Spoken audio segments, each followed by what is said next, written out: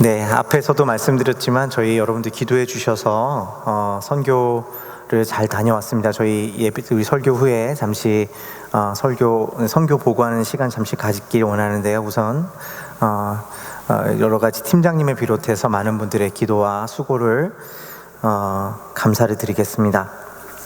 오늘 마가복음의 말씀을 가지고 함께 말씀 나누기를 원합니다. 이 마가복음 21번째 시간입니다. 오늘 말씀은 7장 24절에서 30절까지의 말씀으로 부스러기일지라도라는 말씀을 함께 나누기를 원합니다. 오늘 말씀에는 수로보니게 출신의 한 여인과 예수님과의 사이에서 일어났던 한 사건을 기록하고 있는 것을 봅니다. 예수님께서 주 활동 무대셨던 갈릴리를 떠나셔서 이제 북쪽 두로 지방으로 가시게 되었습니다. 그리고 그곳에서 예수의 소문을 듣고 찾아온 한 이방인 여인을 만나게 된 것이죠. 이 여인은 수로보니게 출신의 여인이었다고 성경은 이야기합니다. 여기서 수로보니게는 수로와 보니게라는 말의 합성어입니다. 수로 지방의 보니게, 즉 시리아, 페니키아 지역을 가리키는 말을 성경에서는 이렇게 기록하고 있는 것이죠.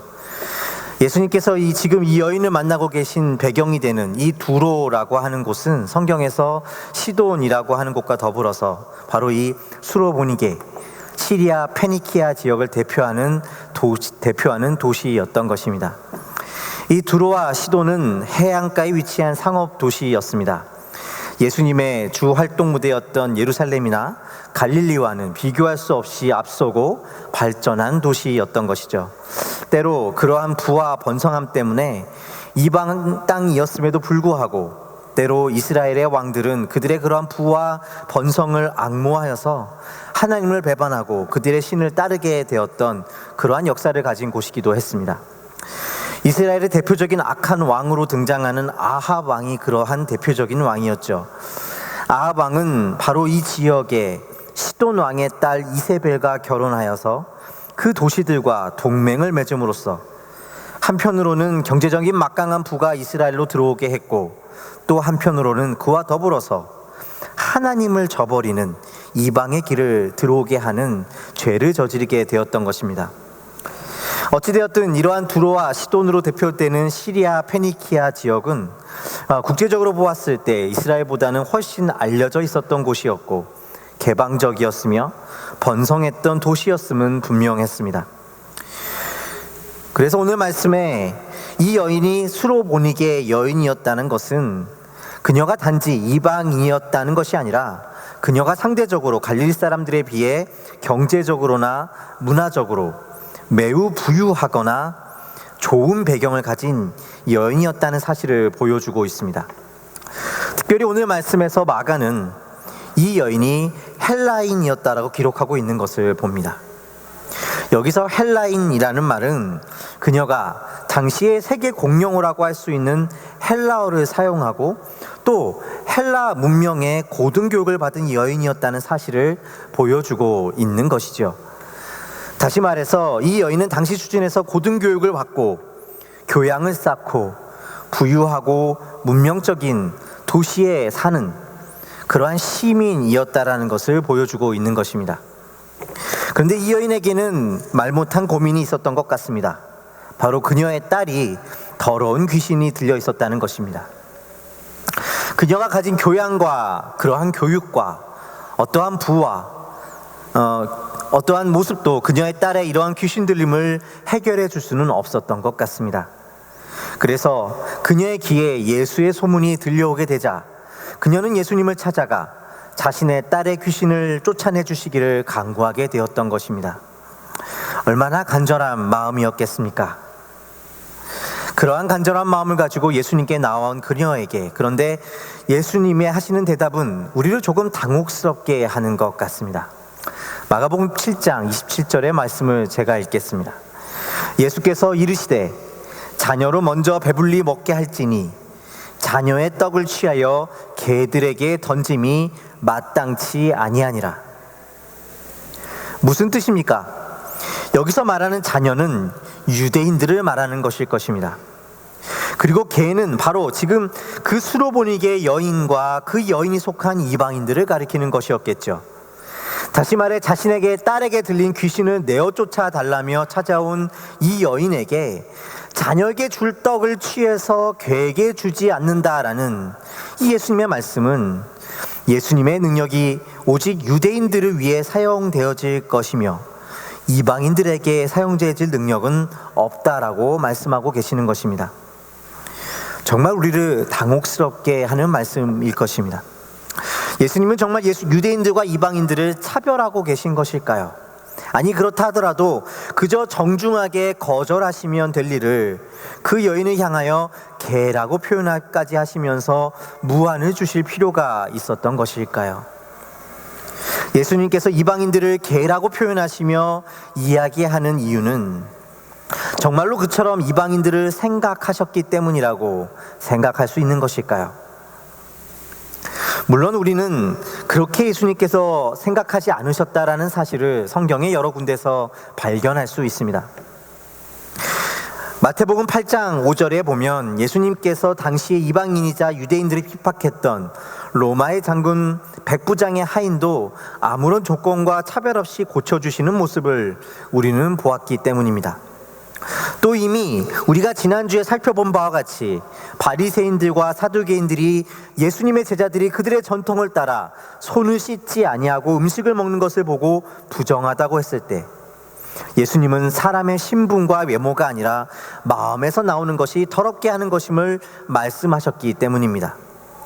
도리어 하나님의 자녀됨에 있어 유대인의 전통 자체에 기대는 것을 용납치 않고 계시다는 사실을 우리는 성경을 통해 확인하고 있는 것이죠. 그렇다면 예수님은 어째서 이와 같이 당혹스러운 말씀을 하고 계시는 것일까요? 이 말씀이 이야기하는 바는 무엇이었을까요? 사실 이러한 고민 속에서 이 말씀에 대한 해석에 대해서는 단지 우리만 궁금했던 것은 아니었던 것 같습니다. 많은 이들이 이 말씀을 어떻게 해석해야 되는지에 대해서 분분한 의견을 가져왔던 것입니다. 어떤 이는 예수님께서 이 말씀을 통해 구원의 순서, 곧 유대인이 먼저 구원을 얻고 다음에 그들로 말미암아 이방인들이 구원을 얻게 되는 순서를 말씀하고 계시다라고 이야기하기도 합니다. 또 어떤 이들은 예수님께서 이방인을 가리키는 이 개라고 하는 단어가 말 그대로 욕이 아니라 작은 강아지를 가리킨다고 해서 이 예수님의 말씀이 지나친 것은 아니라고 말하기도 합니다. 물론 이러한 의견과 해석들이 나름대로의 근거와 의미를 가지고 있다 할 수 있을 것입니다. 다만 그러한 해석들이 무언가 석연찮아 보이는 것도 사실입니다. 이 이야기가 구원의 순서를 말한다고 했을 때 앞서도 말씀드렸지만 예수님이 이방인들에게 복음을 전하시고 치유와 기적을 행하신 것은 설명이 되지 않습니다. 또 예수님께서 이 여인을 가리켜 사용하신 개라는 단어가 강아지라는 표현으로 사용했다고 했을지라도 당시에 애완견 문화가 없었던 것을 생각한다면 예수님께서 하신 이 말씀이 주는 충격이 덜한 것도 아니라는 것이죠. 그렇다면 예수님의 말씀은 어떻게 이해해야 하는 것일까요? 먼저 우리가 기억해야 할 것은 사실 예수님께서 하신 이 말씀이 당시의 유대인들 사이에서는 일반적인 생각이었다라는 것입니다. 예수님의 말씀 이전에 유대인들은 당시에 일반적으로 자신들이 하나님의 자녀이며 이방인들은 개와 같은 존재라고 여겼다라는 것입니다. 물론 앞서도 말씀드렸지만 예수님은 여기서 조금은 순화된 언어로 개라기보다는 강아지를 가리키는 단어를 사용하신 것을 볼 수가 있습니다. 하지만 예수님은 유대인들이 실제로는 처참한 현실에 있었음에도 불구하고 자신들은 그래도 하나님의 자녀라고 자존심을 지켰던 하나님의 신분을 자랑하며 했던 그 말들을 그대로 사용하고 계시다라는 것입니다. 그렇다면 이 말은 예수님께서 그 생각을 지지했기 때문이 아니라 이 여인으로부터 이러한 현실 속에서 어떠한 반응을 너를 보일 것이냐 질문하고 계시다라는 것을 생각할 수 있을 것입니다. 여인의 대답은 이렇습니다. 7장 28절의 말씀입니다. 여자가 대답하여 이르되 주여 올소이다마는 상 아래 개들도 아이들이 먹던 부스러기를 먹나이다. 여인은 대답하기를 예수님께서 자신을 개라고 칭한 그 말이 틀리지 않았다라고 이야기하고 있습니다. 다만 그 상 아래 있는 개들도 주인의 상에서 떨어지는 부스러기를 먹고 산다는 것입니다. 예수님의 그러한 말씀도 놀랍지만 이 여인의 대답은 더욱 우리를 당황스럽게 합니다. 아니, 자신을 개라고 이야기하는데 그것을 받아들인단 말이야? 자기 비하를 해서라도 예수님께서 자신의 딸이 치유되는 것을 구하는 것일까? 그렇게 생각할 수도 있을 것입니다. 그러나 오늘 말씀은 그보다 더 깊은 메시지로 우리를 인도하고 계시는 것을 볼 수가 있습니다. 마태복음 8장 5절부터 10절까지의 말씀을 제가 같이 보았으면 좋겠습니다. 마태복음 8장 5절에서 10절까지의 말씀입니다. 예수께서 가버나움에 들어가시니 한 백부장이 나와 간구하여 이르되 주여 내 하인이 중풍병으로 집에 누워 몹시 괴로워하나이다. 이르시되 내가 가서 고쳐주리라. 백부장이 대답하여 이르되 주여 내 집에 들어오심을 나는 감당하지 못하겠사오니 다만 말씀으로만 하옵소서. 그러면 내 하인이 낫겠사옵나이다. 나도 남의 수하에 있는 사람이요 내 아래에 있는 군사도 있으니 이더러 가라 하면 가고 저더러 오라 하면 오고 내 종더러 이것을 하라 하면 하나이다. 예수께서 들으시고 놀랍게 여겨 따르는 자들에게 이르시되 내가 진실로 너희에게 이르노니 이스라엘 중 아무에게서도 이만한 믿음을 보지 못하였노라. 이 말씀은 예수님과 역시 이방인이었던 백부장 사이에 있었던 사건을 보여주고 있습니다. 백부장은 예수님에게 자신의 하인의 병을 고쳐주실 것을 구하였고 예수님께서 고쳐주셨다라는 말씀입니다. 이 말씀은 오늘 우리가 보았던 수로보니게 여인의 이야기와 이방인이었다는 사실 외에는 아무런 상관이 없어 보이지만 자세히 보면 동일한 의미를 전달하고 있는 것을 보게 됩니다. 수로보니게 여인이 자신을 개라고 이야기하시는 예수님의 이야기에서 동의했듯이 이 백부장은 예수님이 직접적으로 말씀하시지는 않으셨지만 갈릴리 지역의 로마 주둔군의 장군의 지위에 있었음에도 그 자신이 예수의 종임을 스스로 자각하고 있었다라는 것입니다.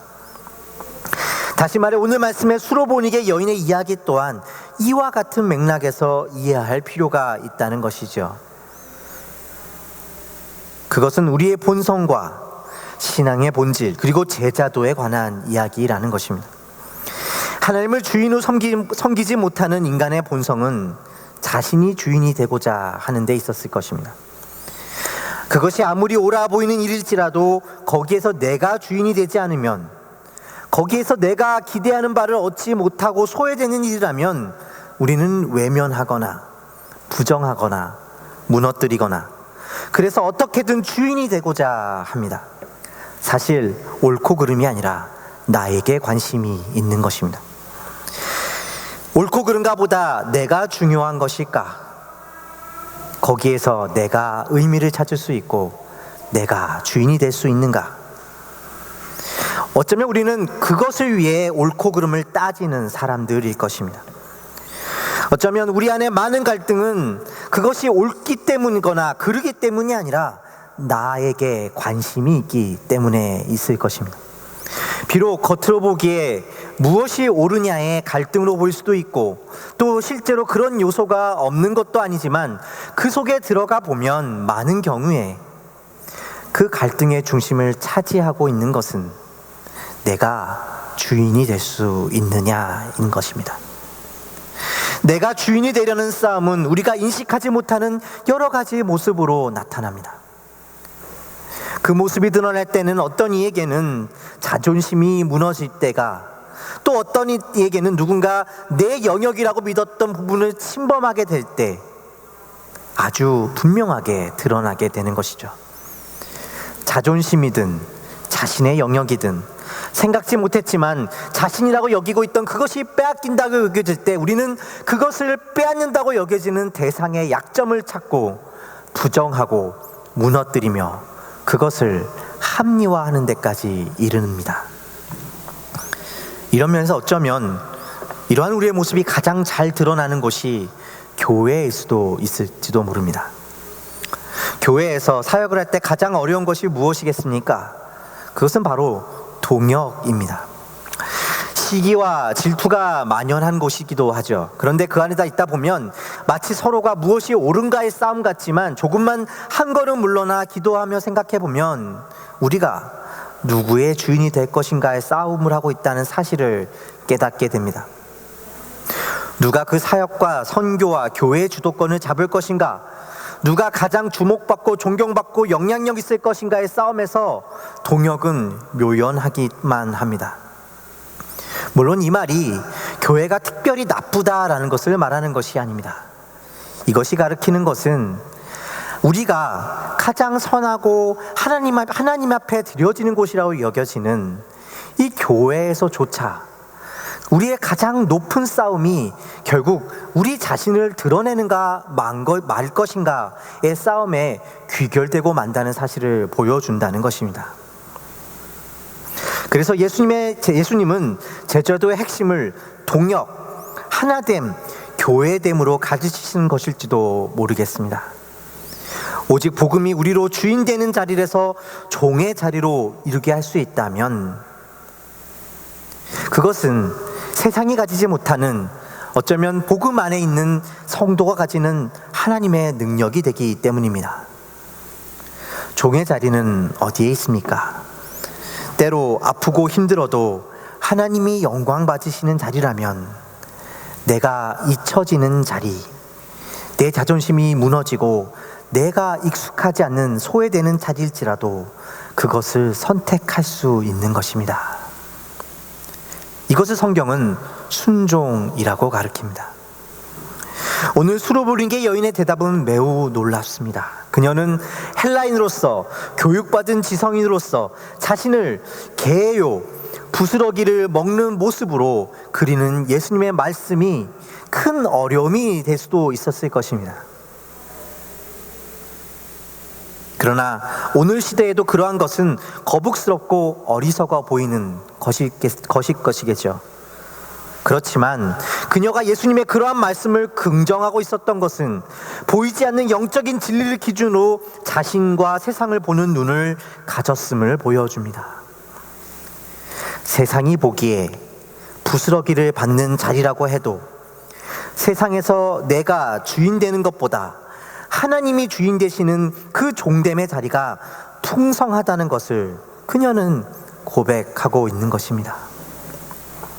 예수 안에 있는 그 부스러기의 은혜가 세상이 주는 주인됨의 자리보다 더 크고 은혜가 있다. 이것이 여러분의 고백이 되십니까? 이 여인의 고도화된 문명 같지만 결국 자신을 주장하며 주인이 되는 것이 구원이라고 믿는 그 시대의 한계를 우리는 어떻게 넘어갈 수 있는 것입니까? 이 여인은 하나님의 은혜가, 주님 안에 은혜 안에 문지기가 되는 것, 주님 안에 은혜 안에 개의 자리에 앉는 것이 세상의 자리에서 주인의 자리에 앉는 것보다 귀하다는 사실을, 풍성하다는 사실을 알기로 그것을 넘어갈 수 있었다는 것입니다. 여기 주님이 사용하시는 주님의 종의 모습이 있습니다. 이 여인의 입을 통해 놀라운 고백이 흘러나오는 것을 오늘 말씀은 보여줍니다. 이방인이었던 여인은 마가복음에서 최초로 제자들도 하지 못했던 고백을 합니다.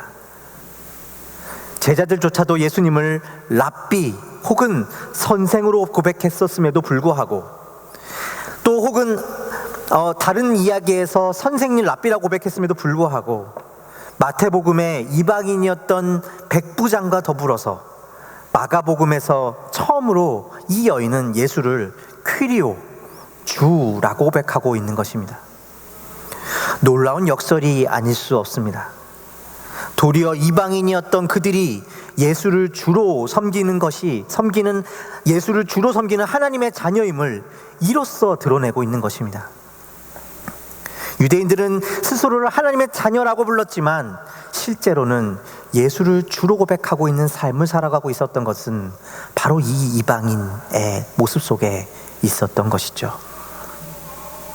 이 말씀을 통해 결국 예수를 주로 고백하는 자들의 섬김의 제자도의 본질이 어디에 있는지를 보여주고 있습니다.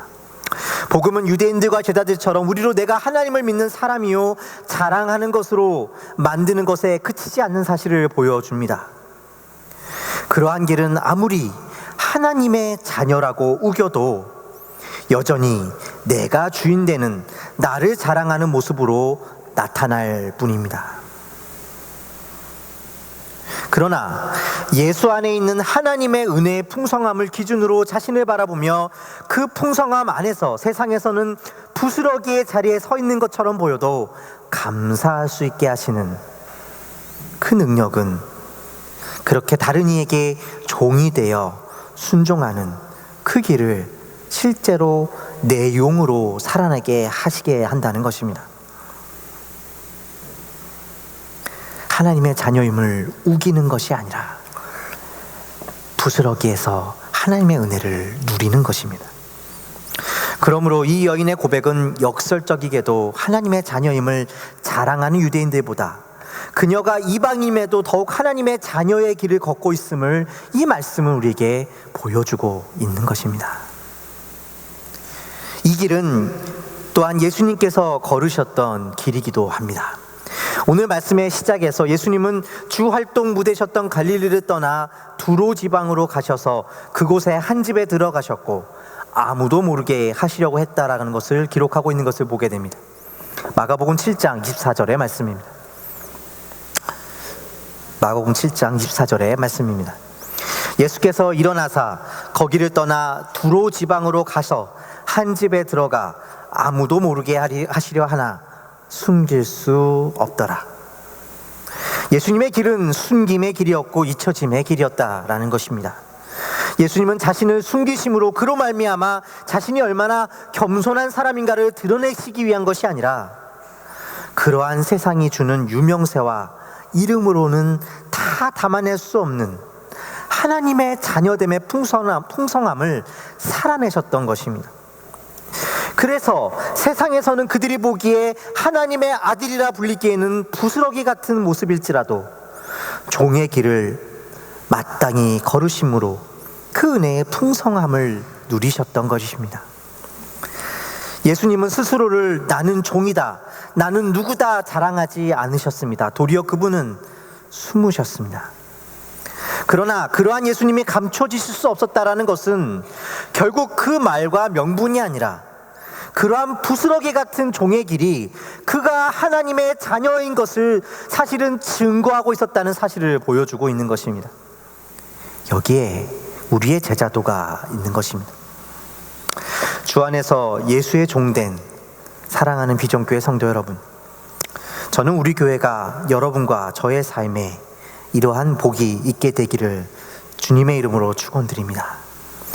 어마어마한 사역을 하는 교회더라, 다른 교회보다 뛰어나더라가 아니라 그 교회 다니는 사람들이 영향력이 크더라, 도리어 하나님의 은혜에 그러한 그곳에 다니는 사람들이 세상에서도 유명한 사람들이더라가 아니라 도리어 하나님의 은혜의 그 풍성함 앞에서 잊혀지기를 구하는 사람들이기를 구합니다.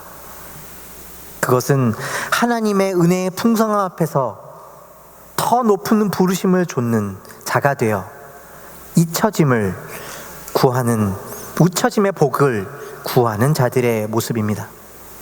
그래서 아무도 부스러기가 되는 것을 원치 않는 세상 속에서 주님의 은혜 속에서 다른 이들에게 부스러기 같은 이가 되기를 마다하지 않을 수 있는 그러한 신앙의 명분이 아니라 내용을 감사함으로 살게 되시기를 주님의 이름으로 축원을 드립니다. 우리 자신이 그렇게 감출 때 주님은 우리를 세상이 알 수 없는 방법으로 드러내실 것입니다. 여러분, 시편 84편의 말씀을 함께 읽겠습니다. 시편 84편의 말씀을 저와 함께 읽으셨으면 좋겠습니다. 시작. 주의 궁정에서의 한날이 다른 곳에서의 첫날보다 나은즉 악인의 장막에 사는 것보다 내 하나님의 성전 문지기로 있는 것이 좋사오니. 여러분, 이것이 여러분의 고백이 되십니까? 물론 어려운 일입니다. 우리 힘으로 될 수 없는 일입니다. 우리는 계속해서 부스러기의 자리를 거부하고 자신을 주인으로 삼으려는 싸움을 할 것이기 때문입니다. 그래서 우리는 오직 날마다 하나님 앞에 나와 말씀으로 분별하며 성령님의 도우심과 힘주심을 구해야 합니다. 하나님은 우리에게 있는 그 어떠한 능력보다 그러한 능력을 구하는 우리의 삶 앞에 부스러기가 되게 하시고 그러한 우리를 사용하시게 될 것입니다. 비록 세상에서는 부스러기 같고 드러나지 않는 문지기의 자리일지라도 그 하나님의 풍성함 앞에서 순종을 선택하는 오직 이 종됨의 길을 통해 우리로 주님의 몸된 교회를 이루게 하실 것이기 때문입니다. 오늘 예수님은 이 수로보니게 여인의 말을 들으시고는 이제 그녀의 딸이 더러운 귀신으로부터 깨끗함을 받았다라고 선언하십니다. 본래 이 깨끗하다라는, 더럽다라는 말은 앞서 우리가 본 바리새인들과의 논쟁에서 사용되어졌던 말입니다. 그녀의 딸이 깨끗하다는 말은 단지 귀신 들림의 병에서 치유되었다라는 뜻이 아니라 그녀의 가정이 하나님의 거룩함을 받은 가정이 되었다라는 것입니다. 스스로를 자랑하는 이 세대 앞에서 이제 그들이, 그 가정이, 그녀의 딸이, 그녀의 삶이 하나님의 거룩함의 길을 가운데 구원을 얻었다라는 것입니다. 이와 같은 예수님 안에 있는 풍요로움으로 인한 깨끗함, 그로 말미암은 종된 삶을 살아가는 그러한 청결함이 저와 여러분의 삶 가운데 임하게 되시기를 주님의 이름으로 축원드립니다. 부스러기 같은 은혜 가운데 부스러기 같은 삶이 되시기를, 그러한 저와 여러분의 삶이 되시기를 축원드립니다. 함께 기도드리시겠습니다. 사랑의 아버지 하나님, 오늘 이 수로보니게 여인을 통하여서 하나님, 세상에서 부스러기 같은 은혜일지라도 세상보다, 세상의 주인의 자리에 있는 것보다 크다는 이 하나님의 풍성함을 우리에게 가르쳐 주심에 감사를 드립니다. 이 풍성함 안에서 우리가 우리 자신을 주장하는 것이 아니라 이제 그것이 내가 주인 되지 못할지라도 아버지 순종을 선택하는 우리의 복된 인생이 되게 하여 주시옵소서. 그렇게 하나님을 기쁘시게 하여 주기를 원합니다. 찬양합니다. 예수 그리스도의 이름으로 기도하였습니다. 아멘.